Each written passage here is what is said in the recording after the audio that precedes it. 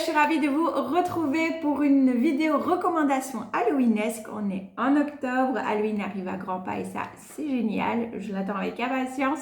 Du coup je me suis dit que ça pouvait être sympa de vous faire une petite vidéo recommandation lecture pour Halloween et il y en a pas mal. Je vais vous en présenter directement pour ceux que j'ai en bibliothèque, et pour les autres recommandations je vous mettrai un petit visuel, puisque soit ce sont des lectures que j'ai faites mais que j'avais empruntées à la bibliothèque, donc que je n'ai pas là dans ma bibliothèque à moi, soit ce sont des lectures que je n'ai pas encore faites mais que je n'ai pas encore faites et qui vont arriver incessamment sous peu à mon avis. Voilà, donc je vais commencer avec d'abord un auteur. J'ai même pas de lecture à proprement dit, ça va être l'auteur en lui-même. Il s'agit du grand, de l'unique Stephen King. Bien évidemment, je ne pouvais pas ne pas vous parler du King dans cette vidéo-ci. Alors vous avez toutes les lectures de King peuvent très bien convenir pour le mois d'octobre et pour Halloween. Ici, c'est une petite édition un peu collector du livre de poche de son roman Le Fléau, qui est du coup en 2 tomes ici.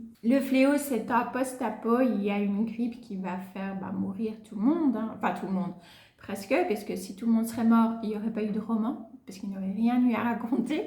Mais presque tout le monde est décédé dû à cette fameuse grippe. Et les survivants, on va avoir des survivants qui vont suivre le bien et d'autres qui vont suivre le mal, et on va suivre un petit peu cette guerre qui va se former entre ces deux clans.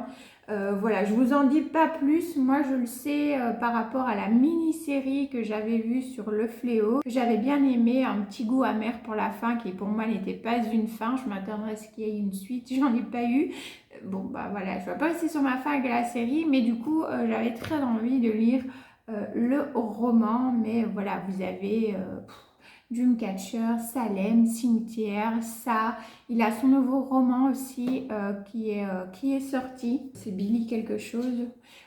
Mais voilà, il y a son nouveau roman. Et si vous êtes plutôt pour des romans un peu à sensation, mais pas trop horreur non plus, sachez que Stephen King fait aussi de très bons thrillers psychologiques, avec toujours cette petite note un petit peu horrifique, mais pas trop, voilà, pas comme dans d'autres de ses romans. C'est plus vraiment axé sur le côté psychologique, notamment je pense à La peau sur les os de Stephen King, où il est mis entre parenthèses Richard Bachman, mais c'est normal.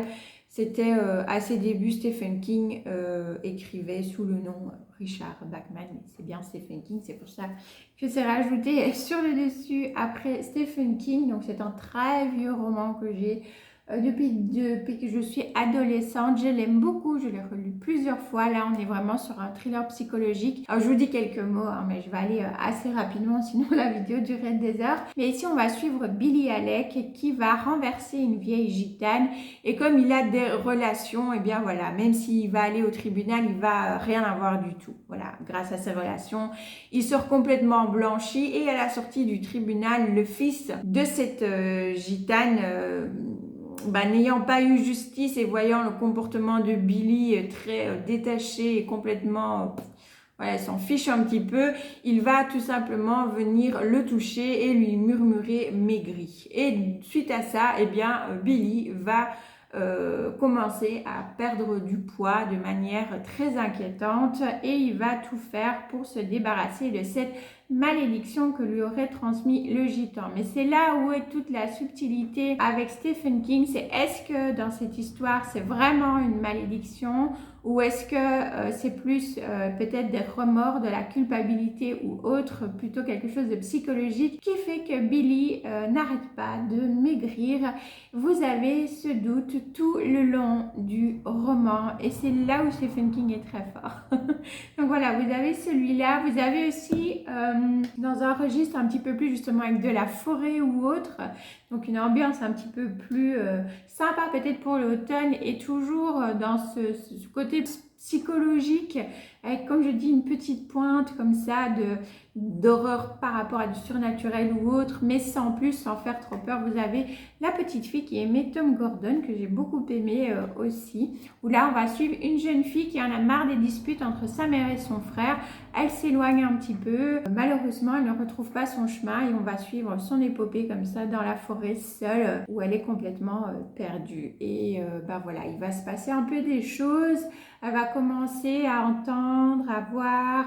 Est-ce que c'est vrai? Est-ce que c'est son imagination? Est-ce que voilà, on ne sait pas du tout en fait. Et pourquoi la petite fille qui aimait Tom Gordon? C'est tout simplement parce que tout le long, elle a un Walkman, enfin une petite radio comme ça où elle va écouter au fait les commentateurs et tout ça du match où joue Tom Gordon, qui est, je ne sais plus si c'est au niveau du baseball ou quelque chose comme ça. Et voilà, c'était avec son papa, ils adoraient, donc elle adore, elle est fan de Tom Gordon. Et ça va être un petit peu son seul lien avec une voix de quelqu'un, ça va être l'écoute des commentaires de ce sport concernant son idole, Tom Gordon. Mais c'est vraiment très très bien fait, très bien ficelé, très bien tourné, comme d'habitude en général avec Stephen King. Et ce sont des romans où il n'y a pas trop de longueur inutile, parce que c'est vrai que King adore ça. King, il aime bien entrer dans les détails et il y a pas mal de ces romans que les gens n'ont pas aimé parce que beaucoup trop en longueur, beaucoup dans du contemplatif, mais c'est King aussi. Voilà, il fait un petit peu de tout à ce niveau-là et il faut aimer. Moi, perso, ça ne me dérange absolument pas. J'aime aussi quand c'est contemplatif, donc ça ne me dérange pas, puisqu'il arrive toujours à mettre un petit truc qui fait qu'on a quand même envie de savoir. Donc au final, on continue quand même notre lecture, puisqu'on veut savoir ce qui se passe. Donc voilà. Mais sinon, vous avez La petite fille qui aimait Tom Gordon, La peau sur les os, voilà, ou tout autre King fera très très bien l'affaire.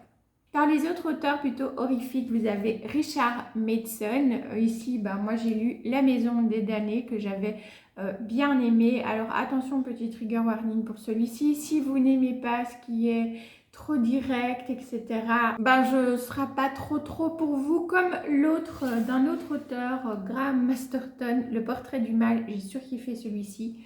Celui-là, j'ai beaucoup aimé de Matheson, et celui de Masterton, je l'ai adoré. Mais voilà, ce sont des livres où vous avez pas mal Enfin, c'est très explicite dans les détails, hein, voilà, donc ça peut être très cru, surtout ici avec le portrait du mal, il y a des passages dégueulasses, voilà.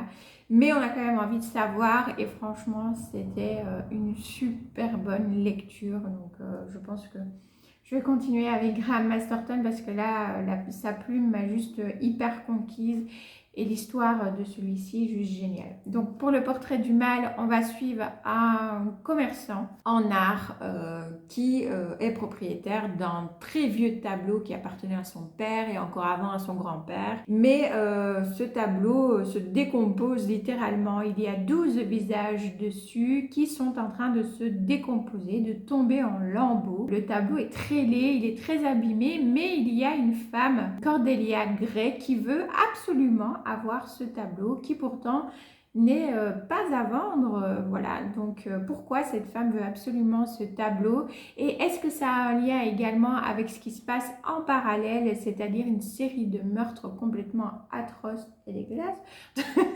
Voilà, il faut le lire pour le découvrir, mais franchement ça a été une super bonne lecture.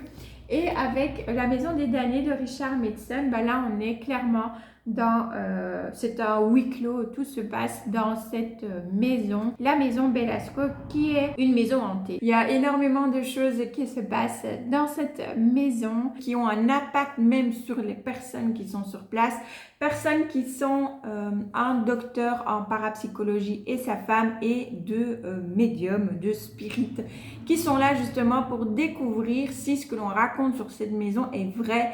Est-ce qu'il y a une vie après la mort? Ces gens ont été commandités par un riche milliardaire qui arrive à la fin de sa vie et qui est suspicieux et qui a envie de savoir si il survivra après sa mort. C'était une très bonne lecture aussi.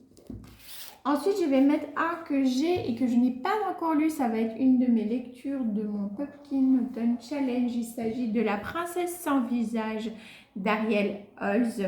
Donc, les royaumes, j'allais dire interdits, mais non, immobiles. Pourquoi je le mets ici alors qu'on est plutôt sur un fantasy? Tout simplement parce que ça se passe en automne. On nous parle de la cour de l'automne qui est délaissée depuis bien trop longtemps et que la demoiselle que vous voyez là n'est nulle autre qu'une belle à mourir, comme on appelle, c'est-à-dire que toute personne qui voit son visage est pris de folie meurtrière ou suicidaire. De ce que j'ai compris, il va y avoir quand même une bataille peut-être un petit peu sanglante puisque on va mettre en compétition 7 femmes pour justement se retrouver sur le trône. Donc il va y avoir une espèce de compétition à mon avis, peut-être un peu sanglante quand même, donc je ne sais pas, hein, mais d'après ce qu'on en dit, c'est vraiment ce que ça amène, voilà, donc j'ai hâte de le découvrir et je pense du coup que, voilà, on est dans la cour de l'automne avec une compétition sanglante, une jeune femme au visage qui peut carrément tuer. Moi, je pense qu'on est bon pour une lecture d'automne.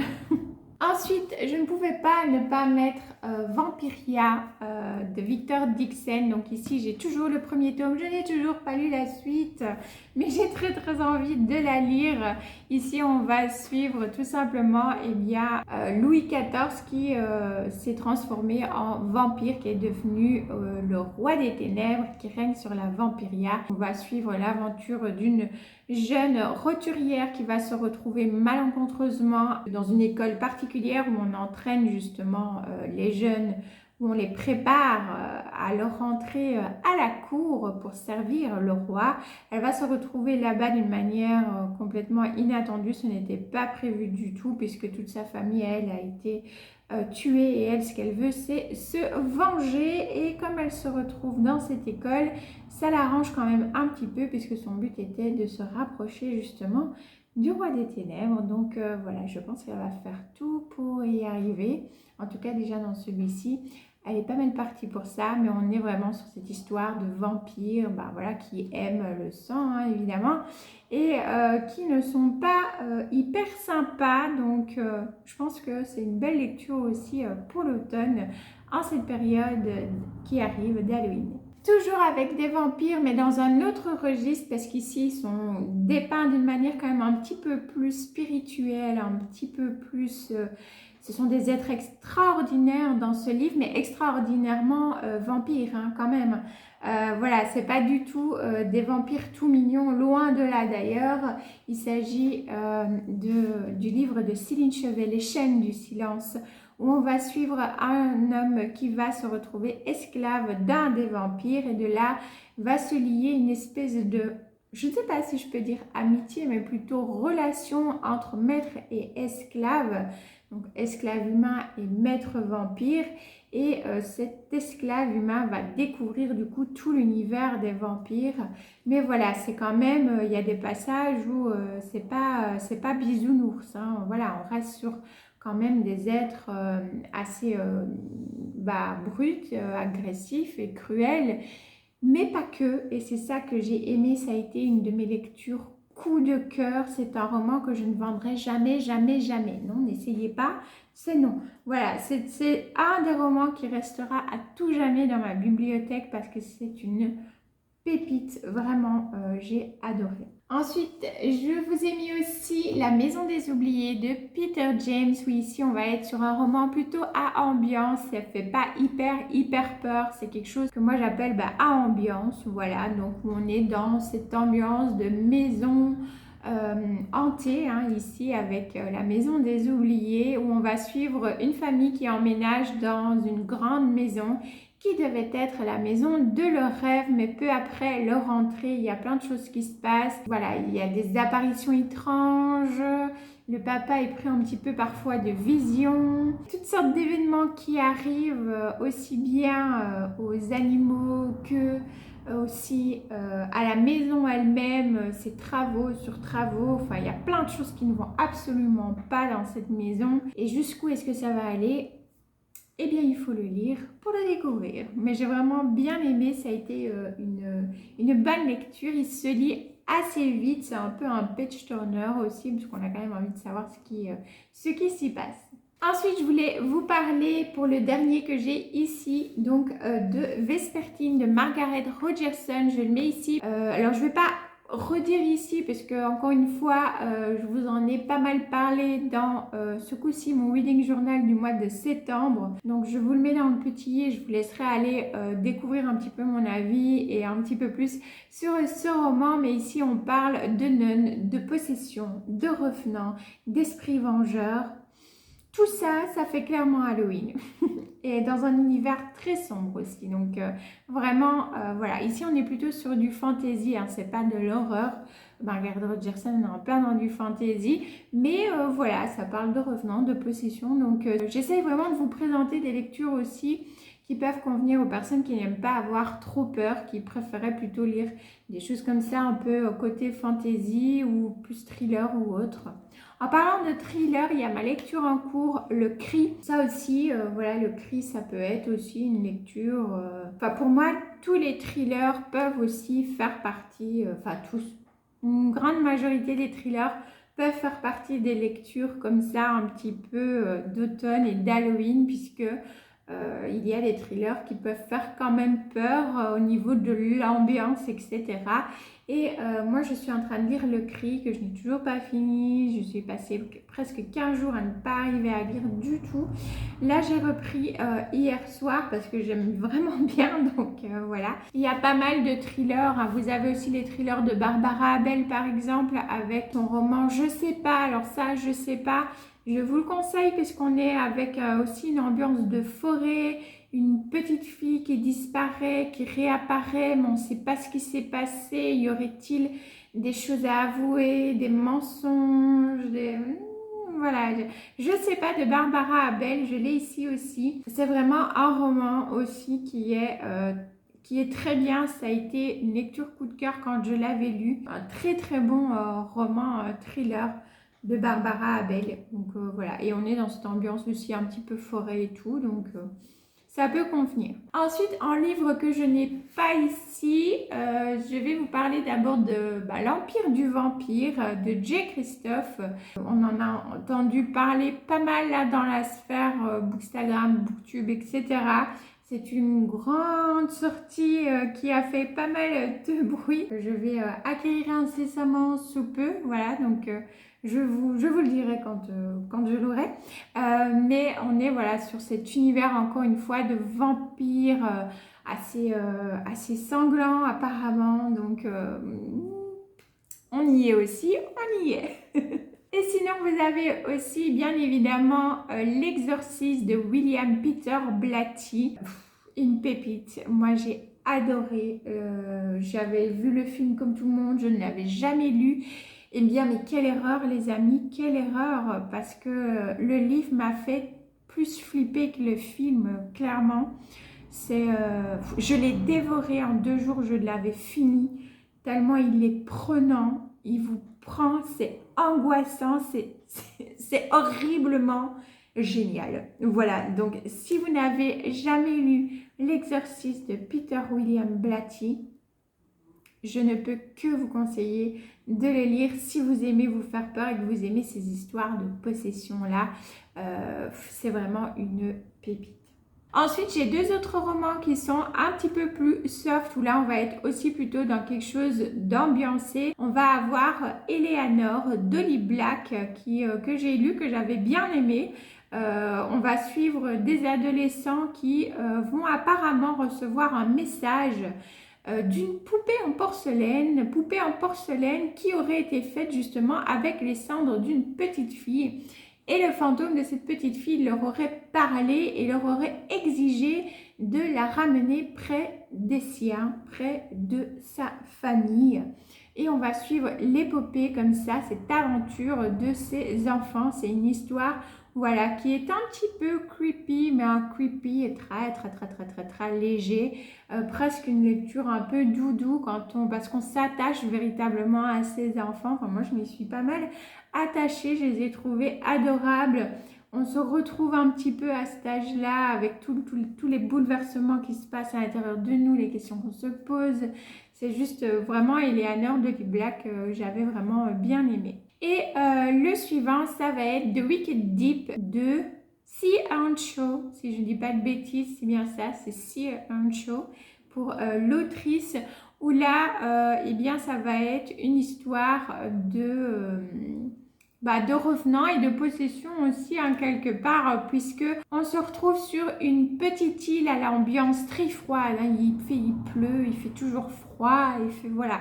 On est vraiment dans cette ambiance, pourtant ça se passe en été, mais l'ambiance est très froide, donc c'est plus approprié, je trouve, du coup, à cette période. On va suivre encore des adolescents, mais surtout la malédiction de cette ville, puisque chaque année, depuis 200 ans, il y a bien les sœurs qui reviennent, sœurs qui ont été 200 ans plus tôt accusées de sorcellerie et qui ont été ni plus ni moins que exécutées par noyade. Et donc, chaque année, elles reviennent pour se venger. Elles prennent possession de 3 jeunes filles et on retrouve des hommes qui sont morts, puisque c'est leur vengeance et de revenir pour chercher à chaque fois, chacune, un homme. Voilà. L'ambiance est bonne, hein, sur cette île. C'est très très chouette. On va y aller pour les vacances. Enfin, moi, je suis une femme. Donc, à la limite, peut-être me faire posséder, mais au moins, je ne serai pas tuée. C'est déjà ça. Non, mais vraiment, ça a été une bonne lecture. Bon, c'est une lecture qui, je dis, voilà, on suit encore des ados, etc. Donc, c'est quand même une lecture, je vais pas dire une lecture jeunesse, mais pour moi, c'est du young adulte. C'est pas horrifique, on est vraiment sur une ambiance comme ça tout le long, qui est un peu pesante. Mais qui ne fait pas extrêmement peur. Donc encore une fois, si vous n'aimez pas avoir trop peur, de Wicked Deep de Silent Show pourrait très bien vous convenir. Eh bien écoutez, je pense que je vous ai déjà fait pas mal de petites recommandations. J'espère que ça vous aura plu. N'hésitez pas à me dire en commentaire si vous avez des lectures un petit peu thriller, horreur, ou voilà, à ambiance comme ça que vous allez lire pendant cette période. Quant à moi, eh bien, je vous fais des bisous. Je vous souhaite de passer de bons moments livresques et on se retrouve la semaine prochaine pour de nouvelles vidéos. Ciao, ciao!